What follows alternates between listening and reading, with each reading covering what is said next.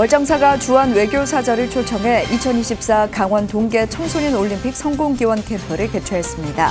사찰 음식과 명상 등을 체험하며 한국의 전통과 불교 문화의 정수를 만끽했습니다.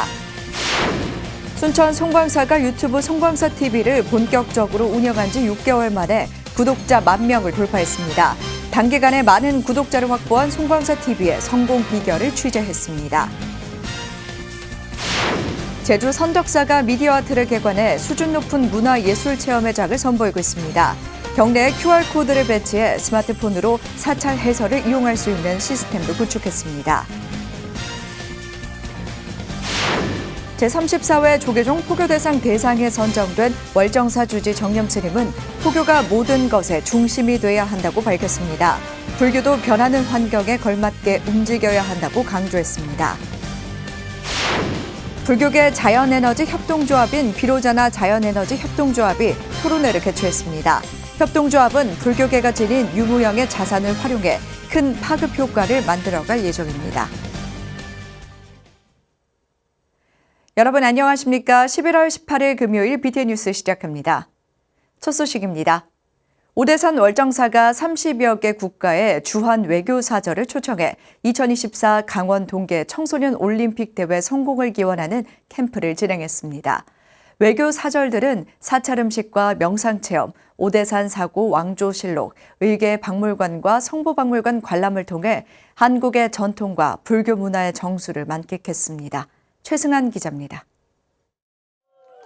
지난 2018 평창 동계올림픽에서 전나무숲과 오대산을 무대로 전 세계 참가국에게 1000년 전으로 시간여행을 선물했던 오대산 월정사. 월정사가 어제 평창 동계올림픽 정신과 가치를 계승하고 2024 강원 동계 청소년 올림픽 대회 성공을 기원하는 캠프를 개최했습니다. 동계 청소년 올림픽이 문화의 올림픽, 또 청소년들이 함께 한 송이의 꽃을 피워내는 그런 올림픽이 되도록 최선의 노력을 다해가겠습니다. 이번 캠프는 평창 동계올림픽 참여 국가와 강원 동계 청소년 올림픽 대회 참여 예정 국가, 주한 외교관들을 초청했습니다. 프로그램은 평창이 보유한 한국의 역사와 문화를 소개하고 오대산 사고의 역사적 의미를 살린 왕조실록 의계박물관을 견학할 뿐 아니라 강원도 남부권 60여 개 전통 사찰의 문화재가 봉안된 성보박물관을 둘러보는 역사 여행으로 이어졌습니다. Your previous Olympic Games were also a sports, peace, diplomacy event, and I'm totally sure about that. That also the 2024 Youth Olympic Games will serve the same purpose. For meditation this morning have a good opinion, good impression of this because we have a meditation in a good environment. Environment is for help for us because sometimes we feel stress and in our jobs. 캠프에 참가한 각국 대사들은 사찰 음식 체험과 명상을 통한 치유와 힐링 프로그램, 한국의 역사와 자연 이해 등을 통해 높은 만족도를 보였습니다. 월정사는 2024 강원 동계 청소년 올림픽이 청소년들에게는 올림픽 정신을 공유하고 갈등을 겪고 있는 모든 국가들에게는 평화의 물결이 전해지길 기대했습니다. BTN 뉴스 최승환입니다. 조계 총림 순천 송광사가 유튜브 송광사TV를 본격적으로 운영한 지 6개월 만에 구독자 10,000명을 돌파했습니다. 불자 감소로 불교계의 한숨이 깊어지는 요즘 비교적 단시간에 많은 구독자를 확보한 유튜브 송광사TV의 성공 비결은 무엇일까요? 김민수 기자가 취재했습니다. 조계 총림 순천 송광사 대웅보전. 사시가 시작되자 미디어 담당 연등 스님의 손놀림이 분주해지고 예불 모습을 카메라에 담아 유튜브로 생방송을 시작합니다. 법당에 매일 올 수 없는 불자들이 공간을 초월해 함께할 수 있도록 영상을 공유한 지 6개월. 지난주 유튜브 송광사TV 구독자 수가 10,000명을 돌파했습니다. 1,000명 넘어갈 때 너무나 힘들었습니다. 그래서 1000명은 어떻게 가까스로 넘겼는데 야 이거 1차 목표가 10,000명인데 이건 정말 까마득하다. 이거 될 수 있을까 이렇게 생각했는데 10,000명이 이렇게 넘어가니까 좀 현실감이 없는 그러면서 물론 당연히 기쁘기도 하고요. 이처럼 송강사 유튜브 채널이 사랑받을 수 있었던 이유는 방장 현봉대종사의 원력과 전폭적인 지원이 있어 가능했습니다. 찬란했던 한국 불교의 전통과 송강사만의 독특한 문화가 사라져가는 것이 안타까웠던 스님은 디지털로 기록해 후대에 전하는 작업이 필요하다는 것을 깨달았습니다. 우리 수양이라는 것은 어찌 보면 자기 자신을 위한 것이기도 하지만은 우리 한국 불교의 그 전통을 이어가기 위한 울력이다 하고 같이 살아야 한다. 그래서 우리 앞으로 결국 사라져갈 우리 전통을 이 지금 우리가 디지털로 남겨두지 않으면 어떻게 우리 전통을 이어가겠어요? 그 디지털 기록의 첫 시작이 송강사와 스님들에 대한 영상 기록이었고 유튜브 플랫폼을 통해 불자들에게 공유했습니다. 특히 현봉 스님은 직접 화주를 받아 스님들의 수행 모습을 실시간으로 시청하며 소통할 수 있게 시스템을 구축했습니다. 보는 분들이 다 함께 그걸 공유하면서 같이 송강사의 그 시공을 뛰어넘어서 같이 우리와 같이 예불을 하고 같이 공양 올리고 하는 그러한 이 얼마나 이 좋은 방법입니까? 그것이 어찌 보면 그것이 우리 불교에서 말하는 대방강 화엄의 세계 안에서 벌어지는 거거든요. 이렇게 우더름부터 담당 소임자들까지 책임감을 갖고 노력한 덕분에 구독자 10,000명 돌파라는 성과를 이뤄낼 수 있었습니다. 한 명에게만 전해도 그것들이 또 씨앗이 돼서 또 불씨가 돼서 퍼져나갈 수 있는 그런 계기가 될 수 있기 때문에 이런 유튜브의 어떤 위력이라고 그럴까 효과성 이런 것들이 정말 있구나 하는 것을 생각만 하다가 저희가 이렇게 직접 유튜브를 해보면서 느끼게 되었습니다. 승보종찰이라는 이유로 좀처럼 옛 것을 바꾸지 않고 지키려 노력하는 것으로 유명한 송강사. 시대 변화에 발맞춰 불자들과 소통하면서 사라져가는 한국 불교 전통을 후대에 오롯이 전하기 위해 대중 모두 힘쓰고 있습니다. BTN 뉴스 김민수입니다. 제주 선덕사가 사찰 최초로 미디어와 들에게관해 수준 높은 문화예술 체험의 장을 선보이고 있습니다. QR코드를 사찰 곳곳에 배치해 스마트폰으로 사찰 해설을 이용할 수 있는 시스템도 구축해 많은 사람들에게 호응을 얻고 있습니다. 김건희 기자입니다. 화면에 펼쳐진 묘법 연화경 변상도가 관람객들을 야광보살 본사품의 세계로 인도합니다. 어느새 캐릭터로 변신한 희견보살은 소신 공양과 함께 아름다운 꽃잎으로 흩뿌려집니다. 11월부터 제주 선덕사 설법전에서 상영 중인 나를 비우고 치유를 배우다 현장. 문화재청이 후원하고 선덕사가 기획 진행하는 이 사업은 정보통신 기술을 이용한 전통산사 문화재 활용 사업으로 실감 콘텐츠를 통한 문화유산 체험을 목적으로 하고 있습니다. 문화재청에서 나온 이제 미디어 아트 사업을 진행을 하게 되었고 저희가 가지고 있는 경전의 일부분을 통해서 사찰에 있는 모든 것들이 의미가 있는 것이 있다. 탑은 왜 이렇게 해서 탑을 지어줬고 보살님은 왜 이런 식으로 해서 보살님이 있는지 그런 거를 간단하게라도 이제 누구나 알 수 있게 설명을 좀 해주고 싶어서 제작을 하게 되었고 선덕사는 미디어 아트에 이어 절로 재미난 해설 여행 QR코드를 사찰 곳곳에 배치해 해설사에 의존했던 주말 사찰 해설을 스마트폰으로 상시 활용할 수 있는 시스템도 구축했습니다. 사찰을 찾은 방문객들은 새로운 컨텐츠에 감탄하며 가족 구성원 누구나 쉽고 편하게 즐길 수 있을 것이라며 반겼습니다. 이게 미디어 아트 개관도 했다고 해가지고 이제 영상도 봤는데 되게 석탑과 불상이 어떻게 만들어지게 됐는지 그런 계기도 알 수 있는 시간이 되었던 것 같고요. 오늘은 제가 혼자 왔지만 다음에 주말에 아이들 데리고 와서 미디어 아트도 관람하고 하면은 너무 좋을 것 같아서 그리고 이제 QR로 이렇게 해설 듣는 게 너무 좋았거든요. 네, 그래서 몰랐던 것도 알게 되고 너무 좋았던 것 같아요. 사찰 문화재를 적극적으로 활용하고 방문객을 배려하며 시대의 흐름 속 변화된 포교를 실천하는 제주 선덕사. 선덕사는 더욱 다양한 콘텐츠를 기획해 사찰에서의 문화 향유와 포교를 진행해갈 계획입니다. BTN 뉴스 김가희입니다. 제34회 조계종 포교대상 종정상인 대상에 월정사 주지 정념 스님이 선정됐다는 소식 어제 전해드렸는데요. 정념 스님은 포교가 모든 것의 중심이어야 하며 포교 방식도 시대의 변화에 따라 달라져야 한다고 말했습니다. 정준호 기자가 보도합니다. 조계종 제34회 포교대상 종정상인 대상에 선정된 월정사 주지 정념 스님. 포교원은 오대산 문화축전 등 전통과 현대를 아우르는 다채로운 문화축제로 지역 포교에 기여하고 미래 세대를 위한 교육활동 등 전 분야를 아우르는 포교 활동을 펼쳤다며 선정 이유를 밝혔습니다. 정념 스님은 포교에 진력하고 있는 많은 스님들이 있는데 상을 받게 돼 죄송한 마음이 든다면서 시대에 맞는 포교에 더 매진하라는 메시지로 받아들이겠다고 말했습니다. 또 대중이 요구하는 여러 가지 어려움, 고통 들어줄 수 있는 이런 다양한 방편 시설을 널리 또 새롭게 해가야 되는 그런 시절이기도 한 것 같습니다. 월정사는 코로나19가 본격적으로 확산된 2020년 유튜브 채널 오대산 월정사를 개설했습니다. 당시 많은 사찰들에서 비슷한 움직임이 있었지만 한치 앞을 알 수 없는 상황 속에서 월정사는 미디어 시스템 구축에 파격적으로 투자했습니다.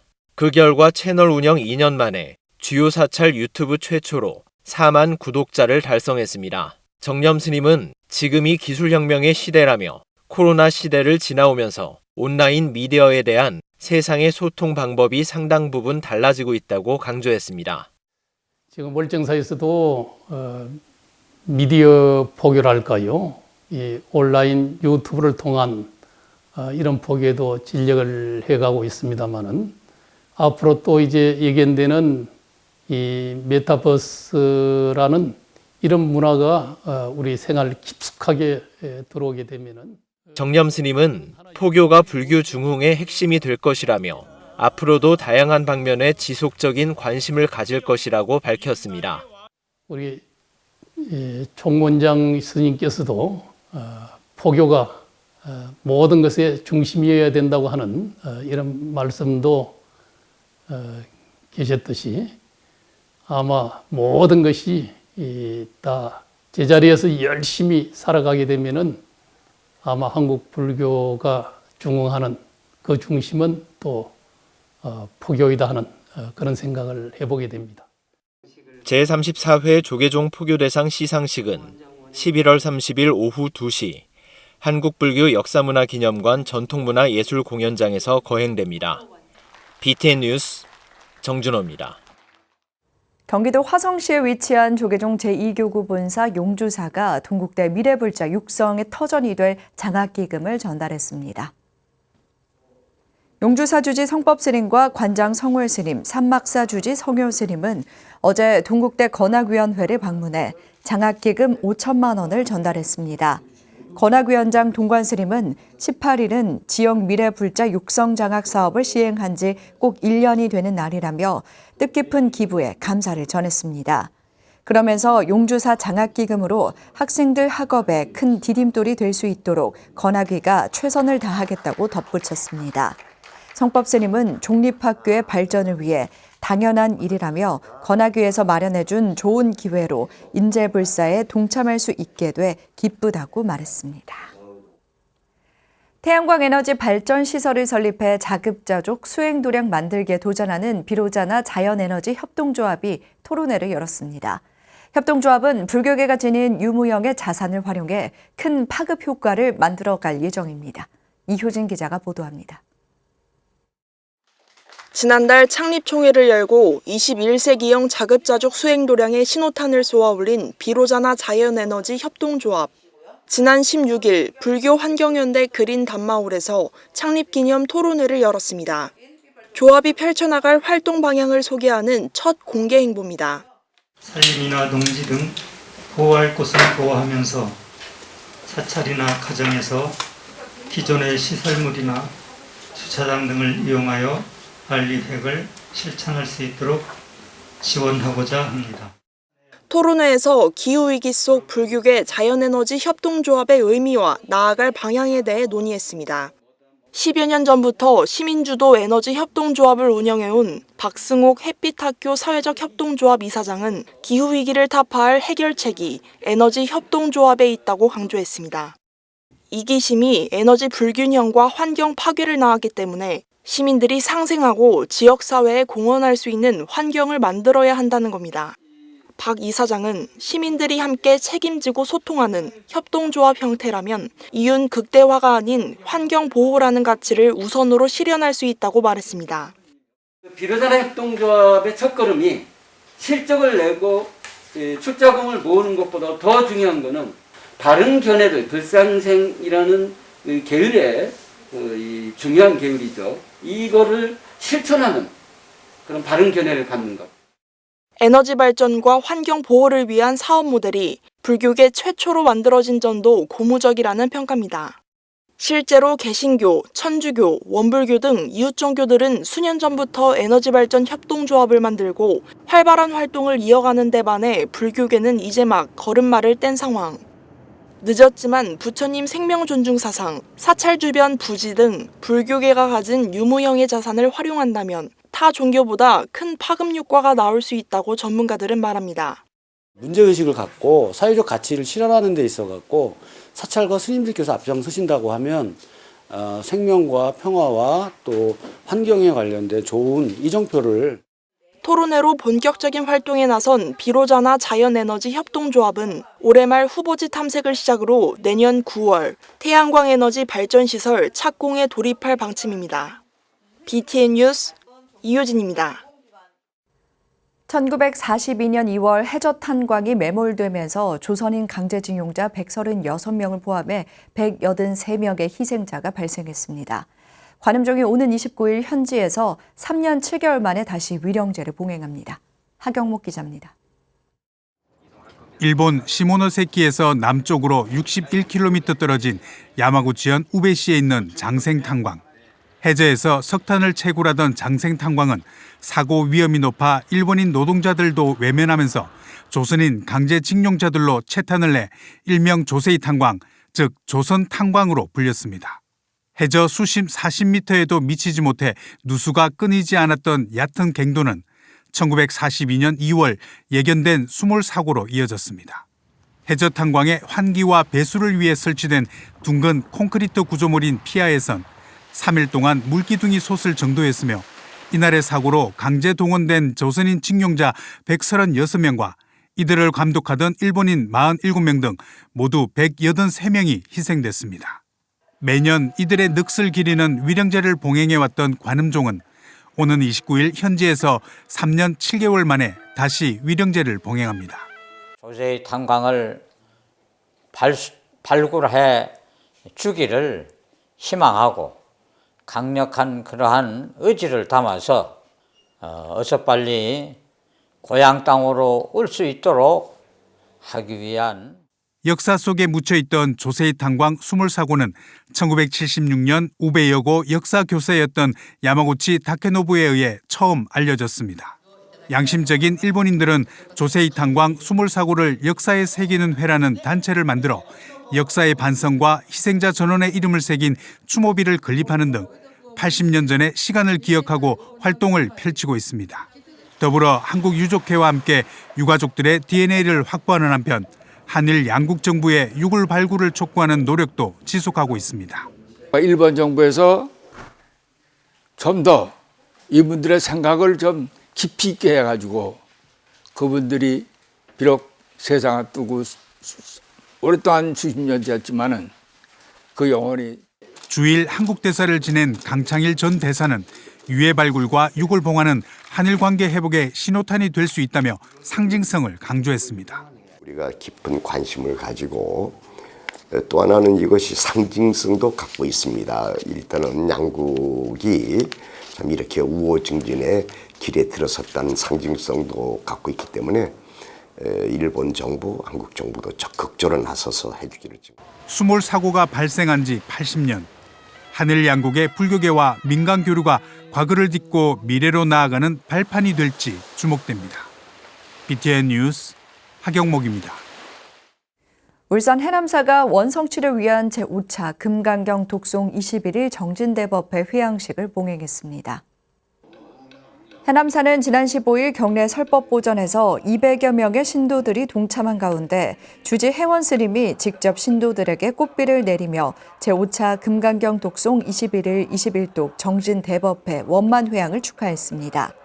혜원 스님은 중생이 중생 아님을 보는 것이 바로 금강반야 바라밀경이고 우리 스스로 가지고 있는 내면 속 불교의 모습 그 자리로 찾아가는 과정이 금강반야 바라밀 수행임을 늘 잊지 않아야 한다고 말했습니다. 이날 금강경 독송에 동참한 대중을 대표해 3명의 신도가 작성한 편지를 부처님 전에 올리는 편지를 사회자가 낭송하며 정진법회의 참된 의미를 되새겼습니다. 제주 홍법정사 선제합창단이 자선음악회 동행을 개최했습니다. 지난 16일 설문대 여성문화센터에서 열린 선제합창단의 정기공연 동행은 지역 내 백혈병 소아암 환자를 돕기 위한 자선음악회로 4번째 개최됐습니다. 살다 보면과 마중 등 가요와 OST 등의 음성 공양으로 구성된 공연에서 백혈병 소아암 어린이들의 하모니가 관객들에게 울려 퍼지며 큰 감동을 선물했습니다. 이날 주지 관효스님과 선제합창단은 공연 수익금 387만 7천 원을 제주 백혈병 소아암 협회에 전달하며 환아들에게 희망과 용기를 전했습니다. 전 범어사 승가대학장 용학스님이 화엄경 입법계품 진암도 해설서를 출간했습니다. 용학스님은 지난 15일 양산 수암선원에서 기자간담회를 통해 화엄경 입법계품 근본법회와 보현행원품까지 총 22권을 요약한 입법계품 해설서 입법계품 진암도 출간 소식을 알렸습니다. 입법계품 진암도는 선제동자가 53선지식을 챙겨나며 구도하는 모습을 시와 그림으로 서술한 불국선사의 문수진암도찬을 중심으로 입법계품 근본법회와 후반 보현행원품까지 포함해 총 22권 분량을 요약했습니다. 입법계품 진암도에서 불교 일러스트레이터 정기란 작가를 통해 채색된 문수진암도를 만날 수 있습니다. 금요일 7시 BTN 뉴스 마칩니다. 함께 해주신 여러분 고맙습니다.